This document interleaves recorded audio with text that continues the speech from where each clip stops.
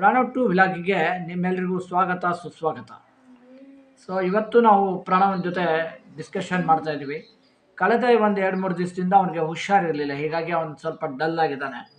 So ಆ ಕಾರಣದಿಂದ ಅವನ ಕಡೆಯಿಂದ ಸ್ವಲ್ಪ ಆ್ಯಕ್ಟಿವಿಟೀಸು ಅದು ಇದು ಬರ್ತಾ ಇರಲಿಲ್ಲ. ಸೊ ಇವತ್ತು ಮತ್ತೆ ನಾನು ಅದನ್ನೇ ಇವರ ವಿಚಾರಗಳು ಹೇಗಿರುತ್ತೆ, ಪ್ರಣವ್ ಹೇಗಿರ್ತಾರೆ, ವಿಶೇಷಚೇತನ ಮಕ್ಕಳುಗಳು ಹೇಗಿರ್ತಾರೆ, ಈ ಆರ್ಟಿಸ್ಟಿಕ್ ಚೈಲ್ಡ್ಗಳು ಹೇಗಿರ್ತಾರೆ ಅನ್ನೋ ಬಗ್ಗೆ ವಿವರಣೆ ಕೊಡ್ತಾ ಇದ್ದೀನಿ.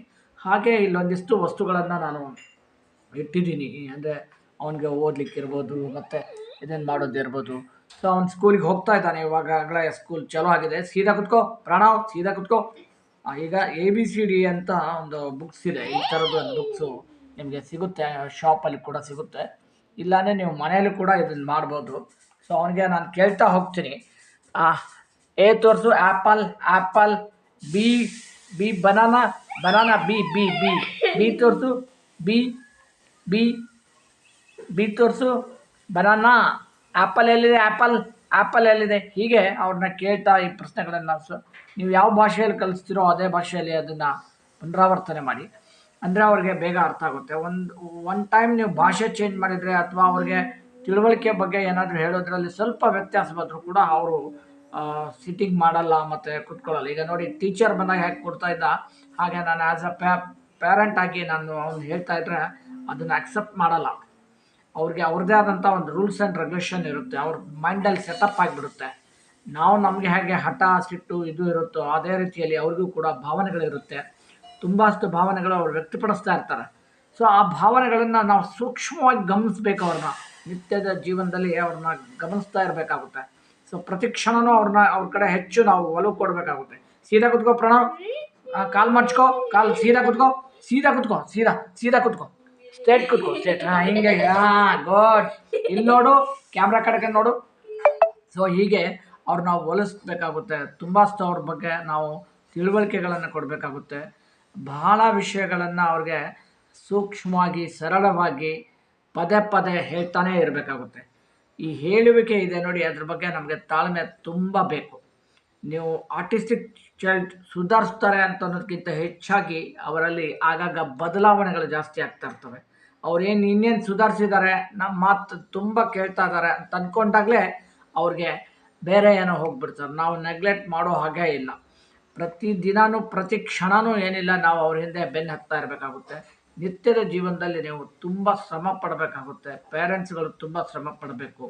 ನೀವು ಟ್ಯೂಷನ್ ಹಚ್ಬೋದು, ಕ್ಲಾಸಸ್ ಇರ್ಬೋದು, ಮತ್ತು ಅವ್ರಿಗೆ ಆನ್ಲೈನ್ ಆಫ್ಲೈನ್. ಸೊ ಆನ್ಲೈನ್ಗಿಂತ ಹೆಚ್ಚಾಗಿ ಅವ್ರಿಗೆ ಆಫ್ಲೈನ್ ತುಂಬ ಮುಖ್ಯವಾಗಿರೋದು.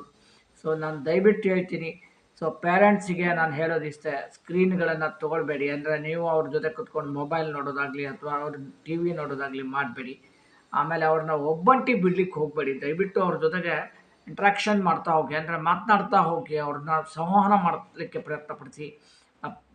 ಅವ್ರನ್ನ ಸಾಧ್ಯವಾದ ಸಂವಹನದಲ್ಲಿರಲಿ ಮತ್ತು ಪರಿಸರದಲ್ಲಿ ಅವರು ತುಂಬ ಬೇಗ ಏನಿಲ್ಲ ಆ್ಯಕ್ಟಿವ್ ಆಗ್ತಾರೆ. ಬ್ರೈನ್ ನಾವೆಲ್ಲ ಹಾಗೆ, ಪ್ರತಿಯೊಬ್ಬ ಮನುಷ್ಯರು ಕೂಡ ಪ್ರತಿಯೊಂದು ಕೂಡ ಹಾಗೆ. ಸೊ ಆಕ್ಟಿವೇಟ್ ಆಗಬೇಕು ಅಂದರೆ ನೇಚರ್ಗೆ ಹೋಗಲೇಬೇಕಾಗುತ್ತೆ. Nature is a very good future.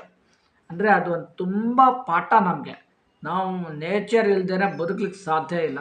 ಈಗಾಗಲೇ ಜೂನ್ 3ನೇ ತಾರೀಕು ಕಳೆದಿದೆ, ಮಳೆಗಾಲ. ಸೊ ಇವೆಲ್ಲ ಮುಖ್ಯವಾಗುತ್ತೆ. ಸೊ ಅವ್ರ ಸ್ಕೂಲ್ ಚಲೋ ಆಗೋದು, ಸ್ಕೂಲಿಗೆ ಕಳಿಸಿ, ಸ್ಕೂಲಲ್ಲಿ ಏನಿಲ್ಲ ಆದಷ್ಟು ಅವ್ರನ್ನ ಸ್ಕೂಲಲ್ಲಿ ಬಿಡ್ತಾ ಬನ್ನಿ. ಸೊ ಅವ್ರ ಜೊತೆಗೆ ಹೆಚ್ಚಿಗೆ ಏನಿಲ್ಲ ಮೇಸ್ಟ್ರುಗಳಿಗೆ ತಿಳಿಸ್ಕೊಡಿ. ನಿಮ್ಗೆ ಗೊತ್ತಿಲ್ಲದೆ ಇರೋ ವಿಚಾರಗಳನ್ನು ಹೇಳ್ತಾ ಬನ್ನಿ. ಅಂದರೆ ಅಕ್ಕಪಕ್ಕದ ಮಕ್ಕಳು ಇರ್ಬೋದು, ಅವ್ರಿಗೆಲ್ಲ ತಿಳಿಸಿ ಈ ಥರದ ಮಗು ಇದೆ, ಹಿಸ್ಟೇಷನ್ ಮಾಡ್ಕೊಬೇಡಿ. ಅಂದರೆ ಹಿಂಜರಿಕೆ ಇರಬಾರ್ದು. ಯಾವಾಗಲೂ ನಾವು ಇದನ್ನು ಅಕ್ಸೆಪ್ಟ್ ಮಾಡಲೇಬೇಕಾಗಿದೆ. ನಾವು ಇದನ್ನು ಸ್ವೀಕರಿಸಿ ಇದ್ರ ಜೊತೆ ನಾವು ನಮ್ಮ ಜೀವನ ಪ್ರಯಾಣ ಮಾಡಬೇಕು. ಆದರೆ ಭಾಳ ಗುಡ್ ಮೂಮೆಂಟ್ಸ್ ನೀವು ಇದೆಲ್ಲ ಪೇರೆಂಟ್ಸ್ಗೂ ಹೇಳೋದಿದೆ. ಸೊ ಇದು ಗುಡ್ ಮೂಮೆಂಟ್. ಎಲ್ಲ ಸರಳವಾಗಿದ್ದು ನಾವು ಸರಳವಾಗಿ ಮಾಡ್ತಾಯಿದ್ರೆ ಅದಕ್ಕೆ ಅರ್ಥನೇ ಇರಲ್ಲ. ನಾವು ಕಠಿಣವಾಗಿ ಮಾಡೋದು ಭಾಳ ಇಂಪಾರ್ಟೆಂಟ್. ಇಲ್ಲಿ ನಮ್ಮ ಜೀವನವೂ ಏನಿಲ್ಲ ತುಂಬ ಅಷ್ಟು ಚಾಲೆಂಜಿಂಗ್, ಮತ್ತು ಏನಿಲ್ಲ ನಮ್ಮನ್ನು ನಾವು ಹೆಚ್ಚು ತೊಡಗಿಸ್ಲಿಕ್ಕೆ ಮತ್ತು ಇಂಥ ಮಕ್ಕಳಿಂದ ನಾವು ತುಂಬ ಕಲಿಯೋದು ಭಾಳ ಇರುತ್ತೆ ಅನ್ನೋದನ್ನು ಅರ್ಥ ಮಾಡ್ಕೊಳ್ಳಿ ಅಂತ ಹೇಳ್ತಾ ಈ ವಿಲಾಗನ್ನು ಇಲ್ಲಿಗೆ ಮುಗಿಸ್ತಾ ಇದ್ದೀನಿ. ಮತ್ತೆ ಮುಂದಿನ ಸಂಚಿಕೆಯಲ್ಲಿ ಬರ್ತೀನಿ, ಮಾತನಾಡ್ತೀನಿ ಅಂತ ಹೇಳ್ತಾ ನಮಸ್ಕಾರ. ಮತ್ತು ಪ್ರಣವನ ಆ್ಯಕ್ಟಿವಿಟೀಸು ಬೇರೆ ಬೇರೆ ವಿಚಾರಗಳಲ್ಲಿ ಟೀಚರ್ ಕೂಡ ಬರ್ತಾರೆ. ಸೊ ಅವರು ಕೂಡ ಹೇಳ್ಕೊಡ್ತಾರೆ ಕೆಲವೊಂದಿಷ್ಟು ಪಾಠಗಳನ್ನು ಅಂತ ಹೇಳ್ತಾ ಈ ಸಂಚಿಕೆಯನ್ನು ಮುಗಿಸ್ತಾ ಇದ್ದೀನಿ. ನಮಸ್ಕಾರ. ನಿಮ್ಮ ಅನಿಸಿಕೆ ಅಭಿಪ್ರಾಯಗಳನ್ನು ದಯವಿಟ್ಟು ಏನಿಲ್ಲ ಕಮೆಂಟ್ ಮಾಡಿ. ಹಾಗೆ ಹೆಚ್ಚು ಹೆಚ್ಚು ಈ ಈ ಥರದ ಮಕ್ಕಳು ಇರ್ತಕ್ಕಂಥ ಈ ಥರದ ಇದನ್ನು ಹೆಚ್ಚಿಗೆ ಹಂಚಿ, ಯಾಕೆಂದರೆ ಭಾಳ ಇಂಪಾರ್ಟೆಂಟ್ ಸಬ್ಜೆಕ್ಟ್, ಇಂಥದ್ದೆಲ್ಲ ಸ್ವಲ್ಪ ತಿಳಿಸ್ಕೊಡಲ್ಲ. ಸೊ ಹಾಗಾಗಿ ಇದನ್ನು ಭಾಳ ಇಂಪಾರ್ಟೆಂಟ್ ಇರುತ್ತೆ. ಹಾಗೆ ಏನಿಲ್ಲ, ಇದನ್ನು ಸಬ್ಸ್ಕ್ರೈಬ್ ಮಾಡ್ಕೊಳ್ಳಿ. ಅದನ್ನು ಮಾಡ್ಕೊಳ್ಳೋದ್ರಿಂದ ಪ್ರಣವನ್ನಂಥವ್ರಿಗೆ ತುಂಬ ಹೆಲ್ಪ್ ಆಗುತ್ತೆ. ನಾನು ಮುಂದಿನ ದಿನಗಳಲ್ಲಿ ಇವನ ಬಗ್ಗೆ ನಾವು ಈ ಥರದ ಮಕ್ಕಳ ಬಗ್ಗೆ ತುಂಬಷ್ಟು ಪ್ರೋಗ್ರಾಮ್ಗಳನ್ನು ಮಾಡ್ತಾಯಿದ್ದೀವಿ. ಸೊ ಅದನ್ನೆಲ್ಲ ನಾನು ನಿಮಗೆ ಪ್ರಸ್ತುತಪಡಿಸ್ತೀನಿ. ಇದೆಲ್ಲವೂ ಏನಿಲ್ಲ, ಮುಕ್ತ ಮನಸ್ಸಿನಿಂದ ಮಾಡ್ತಾ ಇರ್ತಕ್ಕಂಥದ್ದು. ಇಲ್ಲಿ ಯಾವುದೇ ರೀತಿಯಲ್ಲಿ ಇದು ಇಲ್ಲ. ನೀವು ನಿಮ್ಮ ಮಕ್ಕಳು ಮತ್ತು ಬೇರೆ ನಿಮ್ಮ ಇದರಲ್ಲಿ ಸೊಸೈಟಿಯಲ್ಲಿ ಮತ್ತು ನಿಮ್ಮ ಅಕ್ಕಪಕ್ಕದಲ್ಲಿ ಈ ಥರದ ಮಕ್ಕಳು ಚಾಲೆಂಜಿಂಗ್ ಮಕ್ಕಳು ಇರ್ತಕ್ಕಂಥದ್ದನ್ನು ನಮಗೆ ವಿಡಿಯೋ ಇರ್ಬೋದು, ಫೋಟೋಸ್ ಇರ್ಬೋದು, ಅಥವಾ ಅವ್ರ ಟೆಲಿಫೋನ್ ನಂಬರ್ ತಿಳಿಸಿದ್ರೆ ನಾನು ಕಾಂಟ್ಯಾಕ್ಟ್ ಮಾಡಿ ಮಾತನಾಡ್ತೀನಿ.